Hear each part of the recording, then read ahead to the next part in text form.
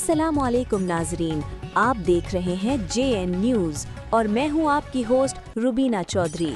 सबसे पहले नजर डालते हैं आज की अहम खबरों पर। कसूर district bureau chief Rashid Ali की रिपोर्ट के मुताबिक लापता होने वाली 10 साल मासूम बच्ची पुलिस के अंतक मेहनत से बाहिफाजत बरामद। अहल खाना की पुलिस को दुआएं।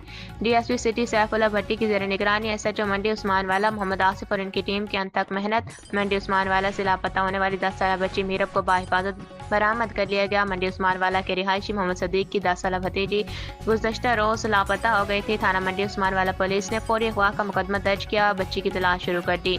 पुलिस टीमों ने मसाजिद में ऐलानात करवाए, सोशल मीडिया पर तस्वीर वायरल कर गुरबजवाल में सर्च ऑपरेशन किए। पुलिस के अंतक मेहनत से बच्ची को बाहिफाजत बरामद करके अहल खाना के हवाले कर दिया गया। इलाका मकीनों ने DSP सिटी और SHO मंडी उस्मान वाला पुलिस का बर वक्त रिस्पॉन्ड पर शुक्रिया अदा किया और ढेरों दुआएं दी।